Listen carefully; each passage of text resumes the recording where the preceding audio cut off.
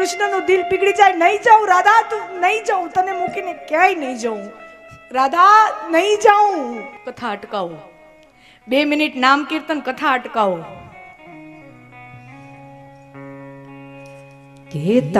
अगर ये वीडियो आपको पसंद आए तो लाइक करें और शेयर करना मत भूलिए और बेल आइकॉन पर क्लिक करना मत भूलिए लेटेस्ट वीडियो सबसे पहले पाने के लिए.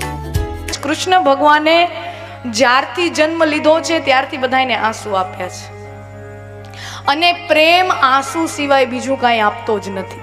પ્રેમ એક જ વસ્તુ મને તમને આપે છે ને, એ છે આંસુ. અને જ્યાં સુધી તમને તમારા પ્રિય પાત્ર માટે, પ્રેમ પાત્ર માટે જ્યાં સુધી આંખમાં આંસુ ન આવે ત્યાં સુધી સમજવાનું પ્રેમમાં ક્યાંક કચાશ છે. માત્ર બેઠા હોય અને બેઠા બેઠા સ્મરણમાં જો આંખમાં નમી આવી જાય તો સમજવાનું આ પ્રેમ છે. કૃષ્ણએ જન્મતાની સાથે પોતાના દેવકી માને આંસુ આપ્યા, વસુદેવજીને આંસુ આપ્યા. આ પછી ગોકુળમાં 11 વર્ષ અને 52 દિવસ થયા પછી આખા ગોકુળને, ગોકુળની ગોપીઓને, ગોવાળિયાઓને, એને તો શું વ્રજના વાંદરાઓને, વાનરોને અને વ્રજની ગાયોને આંસુ આપ્યા. વ્રજની ગાયો રોય છે, વ્રજના વાનરો રોયા છે કે અમારો શ્યામ જાય છે, અમારો પ્રાણ જાય છે. પણ એને જવાનું છે. ધર્મ સંસ્થાપનાર્થાય જન્મ લીધો છે. નિયતિએ મારું નિર્માણ મોટા કામ કરવા માટે કર્યું છે. હું અહીંયા ઈશ્વર બનીને આવ્યો છું તો મારા અવતરણનું બહુ મોટું પ્રયોજન છે. મને આ ઘણીવાર પ્રશ્ન થાય, રાધાજીને શું કામ નહીં લઈ ગયા હોય, શું કામ એને છોડીને જવી પડી હશે? કારણ કૃષ્ણ ભગવાન સમજી ગયા હશે કે આ રાધાના પ્રેમમાં, આ ગોપીઓના પ્રેમમાં યશોદાનો પ્રેમ એવો ગહન છે, આ રાધાનો પ્રેમ એવો ગહન છે કે આ પ્રેમની અવસ્થામાં જ્યારે હું હોઉં છું, આ લાગણીની અંદર હોઉં છું, ત્યારે મને દુનિયામાં બીજું કાંઈ જરૂરી હોય એવું લાગતું જ નથી. હું જ્યારે રાધાની સાથે ક્ષણો માણતો હોઉં ત્યારે મને દુનિયામાં બીજું કાંઈ જોઈએ છે કે મારે દુનિયામાં બીજું કાંઈ કરવાનું છે, એ મને બધું વિસ્મૃત થઈ જાય, મને બધું ભૂલાઈ જાય. રાધા સિવાય કાંઈ દેખાય નહીં. અને મારું અવતાર કાર્ય હું ભૂલી ન જાઉં, મારું અવતાર કાર્ય મારાથી છૂટી ન જાય, એટલા માટે મારે રાધાને છોડવી પડશે. છોડ દે સારી દુનિયા किसी के लिए, ये मुनासिब नहीं आदमी के लिए, प्यार से भी जरूरी कई काम है, प्यार सब कुछ नहीं आदमी के लिए. छोड़ दे सारी दुनिया किसी के लिए, प्यार से भी जरूरी कई काम है. પ્યાર કરતા, પ્રેમ કરતા પણ વધુ મહત્વના જીવનમાં મારે કર્તવ્યો છે. આ નિયતિએ મારું નિર્માણ કર્યું છે તો મારે જવું પડશે. એટલે વ્રજને રોવડાવે, મહાભારતની અંદર દુર્યોધનને રોવડાવે, શકુનીને રોવડાવે, શિશુપાલને રોવડાવે. કૃષ્ણ ભગવાને બધાને આંસુ આપ્યા છે, પણ બધાના આંસુ નોખા છે. શકુનીના આંસુ અલગ છે, રાધાના આંસુ અલગ છે, શિશુપાલના આંસુ અલગ છે, નંદ બાબા ને યશોદામાના આંસુ અલગ છે. રોવડાવ્યા બધાને છે. એની શું વાત કરું, સૌથી મોટા આંસુ એને સંસારને જ્યારે આપ્યા હતા, આ ભાગવતની અંદર 11મા સ્કંદની અંદર પ્રસંગ આવે છે કે કૃષ્ણ ભગવાન 125 વર્ષનું જીવન અને પછી પ્રભાસ પાટણ ક્ષેત્રે દરિયા કિનારે, સૌરાષ્ટ્રના દરિયા કિનારે યાદવા સ્થળી થઈ ગઈ છે. અને ભગવાન પોતે જ્યારે ઝાડ નીચે બેઠા હોય અને જરા નામના પારાધીનું બાણ એના પગમાં લાગે અને પ્રભુ પોતે પણ વૈકુંઠ ગમન કરે, પોતાનો દેહ ત્યાગ કરે, ત્યારે આખી પ્રકૃતિને, આખા બ્રહ્માંડને રોવડાવે.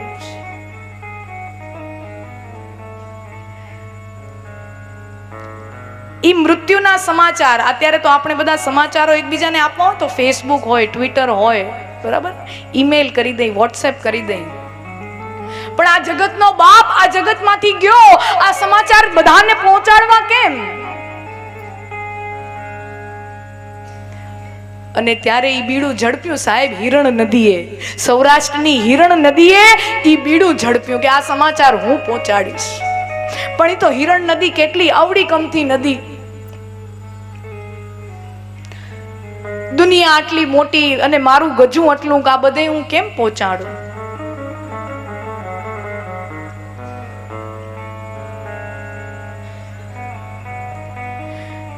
દુનિયા ભલે ને મોટી હોય પણ મોટું ઘર ક્યાં દૂર છે, બાજુમાં તો સમુદ્ર છે, બાજુમાં તો દરિયો છે.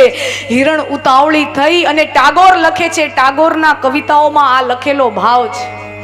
અને હિરણ પડી સમુદ્રમાં અને સમુદ્ર પૂછે કેમ બાપ, કેમ આટલી ઉતાવળી થાશ? હે હિરણ, કેમ આટલી ઉતાવળી થાશ?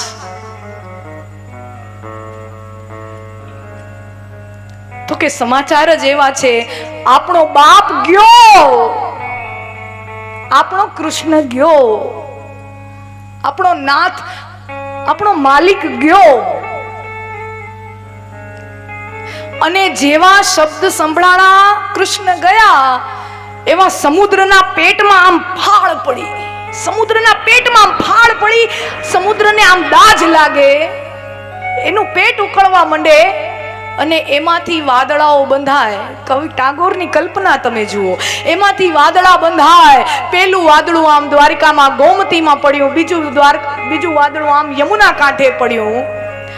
અને ઈ વરસાદ વરસે, દ્વારિકામાં વરસાદ વરસે, ત્યાં બાજુ ગોકુળમાં વરસાદ વરસે, મથુરામાં વરસાદ વરસે. અને આવા કમોસમીના અમંગલ એંધાણ સાથે આ વરસાદ આવ્યો છે. લોકો સમજી જાય આ કોઈ અમંગલ સમાચાર આવ્યા છે. આ સમાચાર, આ વરસાદ, આ શુભ સમાચાર લઈને નથી આવ્યો. અને કૃષ્ણની ઈચ્છા હતી, આ અર્જુનને કહીને ગયા હતા કૃષ્ણ ભગવાન કે મારો એક છેલ્લો સંદેશો છે, ઉદ્ધવજીને કેજો એનું શરીર જો કામ કરે. ઉદ્ધવજી પણ વડીલ થયા, પણ એનું શરીર જો કામ કરે, એનું મન જો કામ કરે અને એમનાથી જો થઈ શકે તો મારો આ એક છેલ્લો સંદેશો લઈને ગોકુળમાં જાય, મારો આ છેલ્લો સંદેશો લઈ અને વ્રજમાં જાય. કારણ કે પેલાય સંદેશો ઈ જ લઈ ગયા હતા ને.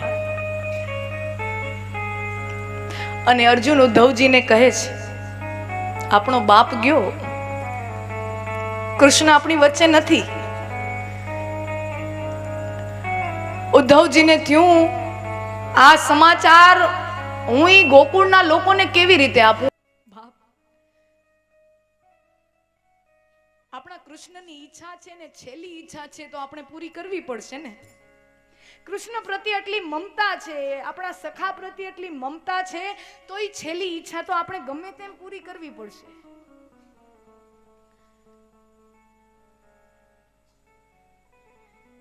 ઉદ્ધવજી ઉતાવળા પગે ગોકુળ બાજુ જાય અને રસ્તામાં એને નવા નવા સમાચારો મળે કે હવે તો નંદબાબાએ રહ્યા નથી, યશોદામાએ ત્યાં રહ્યા નથી. કારણ કે ઉંમર, કૃષ્ણ ભગવાન 125 વર્ષના ત્યાં હોય તો નંદબાબા ને યશોદામાની ઉંમર તો હવે તો ઈ પણ રહ્યા નથી. હવે જૂના કહેવાય એવા વડીલો કોઈ રહ્યા નથી.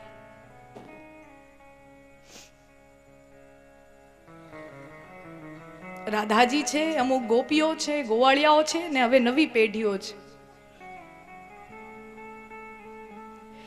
ગોકુળમાં પહોંચે અને સૌથી પહેલા એને અક્રૂરજી મળે અને અક્રૂરજીને આ સમાચાર આપે કે આમ આ બનાવ બન્યો, આ ઘટના બની. અક્રૂરજી ચોધાર આંસુએ રૂએ. ઈ કાળિયો છેતરી ગયો, ઈ કાળિયો છેતરી ગયો અને કાળિયાએ બધાને છેતર્યો છે. મારી એક જ ઈચ્છા હતી કે એક વખત શ્યામ મળે, એક વખત કૃષ્ણ મળે તો મારે એની પાસે માફી માંગવી છે, મારે એની પાસે માફી માંગવી છે કે તારા ઉપર સમયંતક મણીનો જે ચોરીનો આળ લાગ્યો હતો ને, જે આરોપ લાગ્યો હતો એમાં હું પણ સામેલ હતો, એ ગુનામાં હું પણ ક્યાંક ને ક્યાંક મારો પણ યોગદાન હતું. મારે એના પગ પકડીને મારે માફી માંગવી હતી. એને મને માફી માંગવાનો સમય ના આપ્યો, એને મને માફી માંગવાની તક પણ ના આપી. ઉદ્ધવજી શું સંદેશો લાવ્યા છો? અને કૃષ્ણ ગયા ત્યારે અમને ગોકુળવાસીઓને વ્રજવાસીઓને યાદ કરતા હતા, અમારું સ્મરણ હતું. સર્વ વ્રજવાસીઓને ગોકુળવાસીઓને કૃષ્ણ ભગવાન બહુ સ્મરણમાં રાખે, બહુ યાદ કરે. પણ અંત સમયે મુખમાં બે નામ વિશેષ આવ્યા. કોણ છે એ મહાભાગી, કોણ છે એ બળભાગી? એક નામ આવ્યું પોતાની પ્રિય સખી પાંચાલીનું, દ્રૌપદીનું.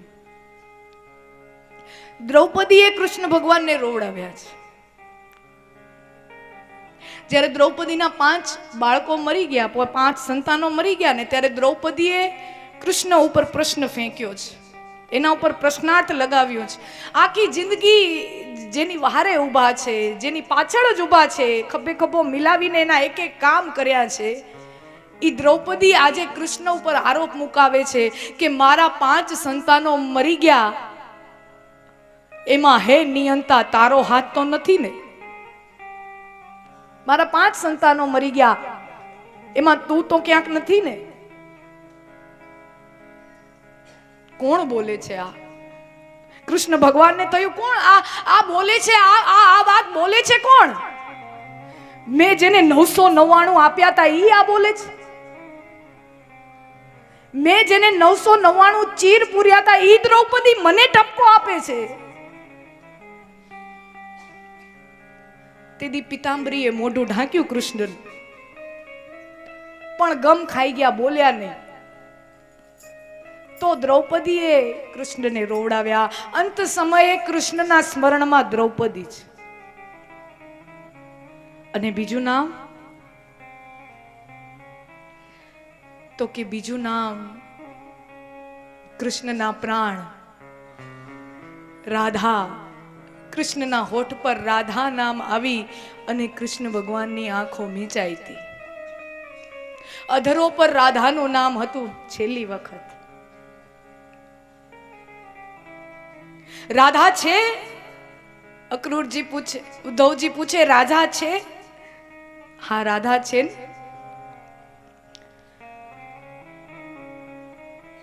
રાધા વિધવા થઈ ગઈ છે. આયન, રાધાનો પતિ આયન, એ પણ ગુજરી ગયો છે.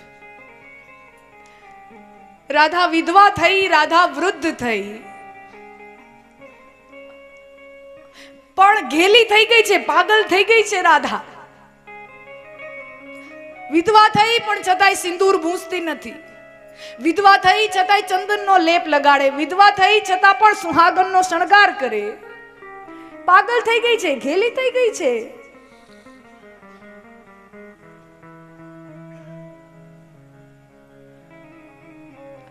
પ્રેમ કોઈને વિધવા થવા દેતો નથી.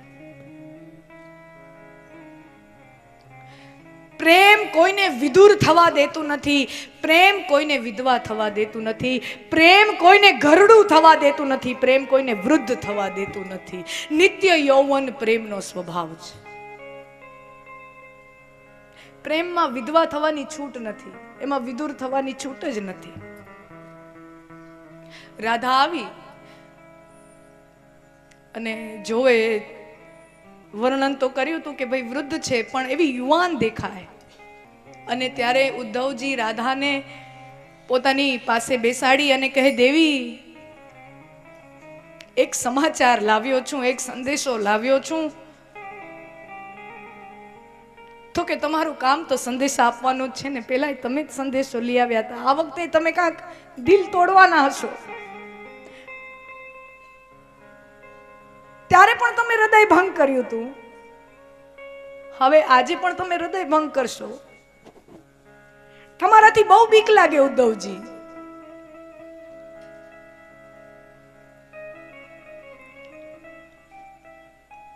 તમે કાંઈ બોલો ને એની પહેલા મારા પેટમાં ફાળ પડે.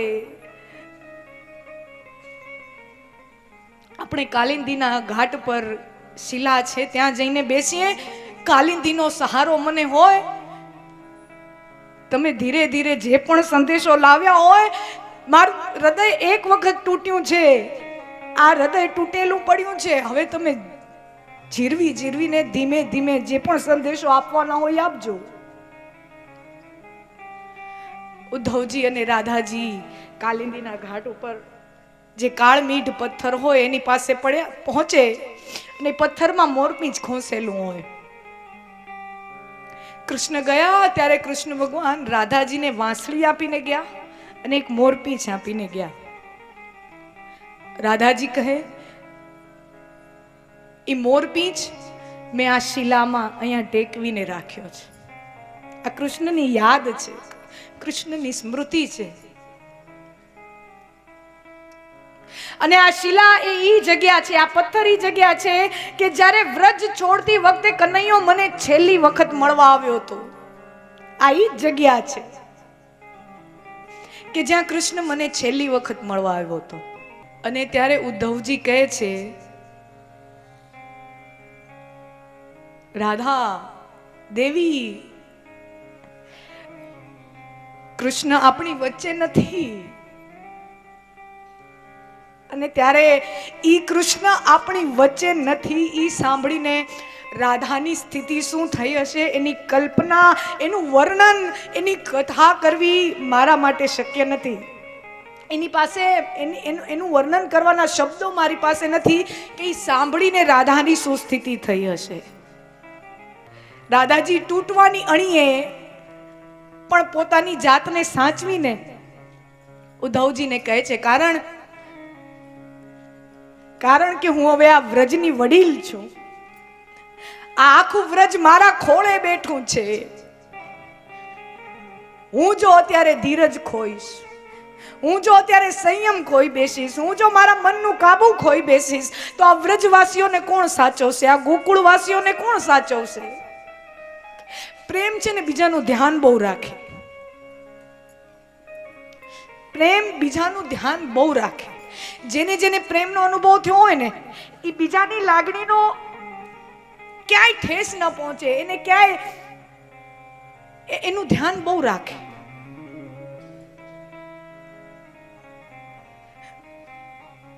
કેવી રીતે સંયમ જાળવ્યો હશે, સંતુલન જાળવ્યું હશે, રામ જાણે.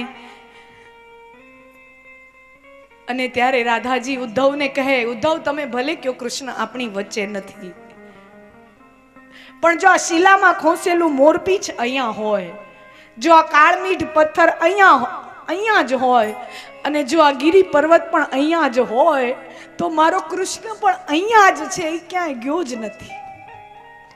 મારો કૃષ્ણ ક્યાંય જઈ જ ન શકે. જાય એ કૃષ્ણ નહીં, કૃષ્ણ એ શાશ્વત મૂલ્ય છે. કૃષ્ણ ક્યાંય જઈ શકે એમ જ નથી. આ તો ફૂટી ગયા ભાગ ગોકુળવાસીઓના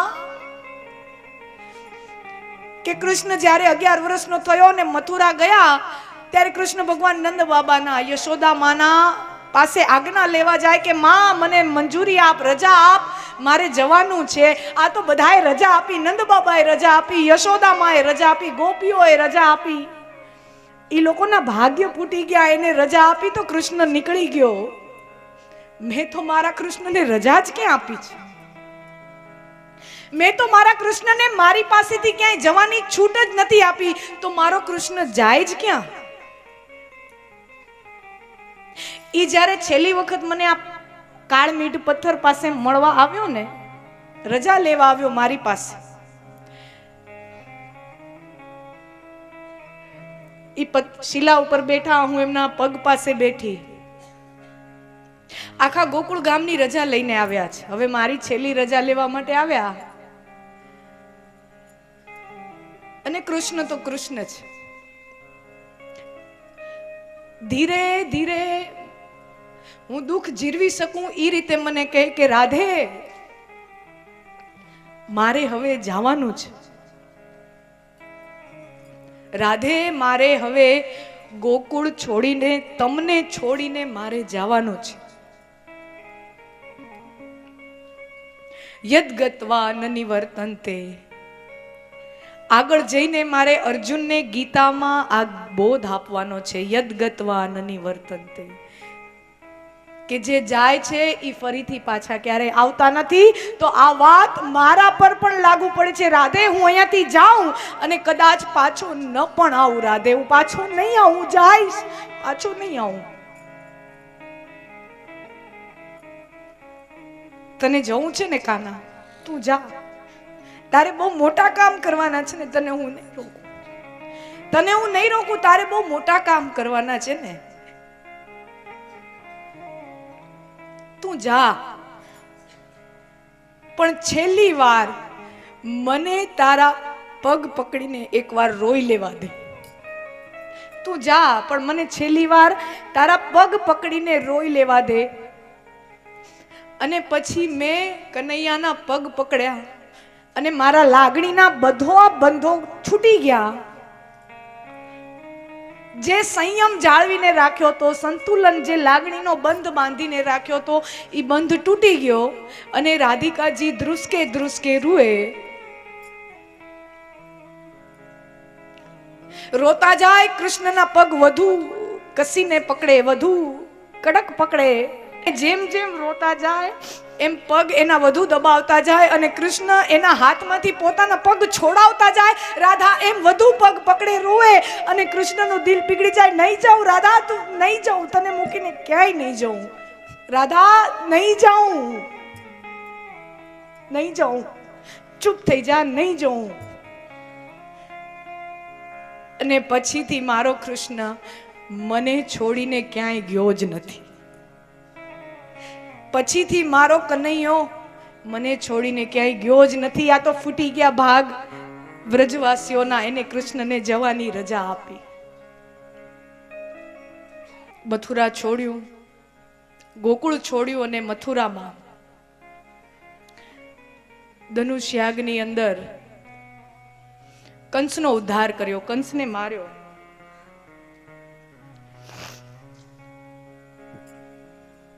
અને પછી વિદ્યા મેળવવા માટે સાંદીપની ઋષિના આશ્રમે જાય.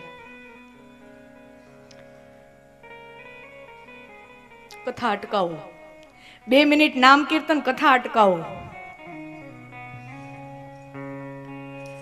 કે તાલી પાડો તો મારા રામ. तो लाइक करें और शेयर करना मत भूलिए. सब्सक्राइब करें और बेल आइकॉन पर क्लिक करना मत भूलिए लेटेस्ट वीडियो सबसे पहले पाने के लिए.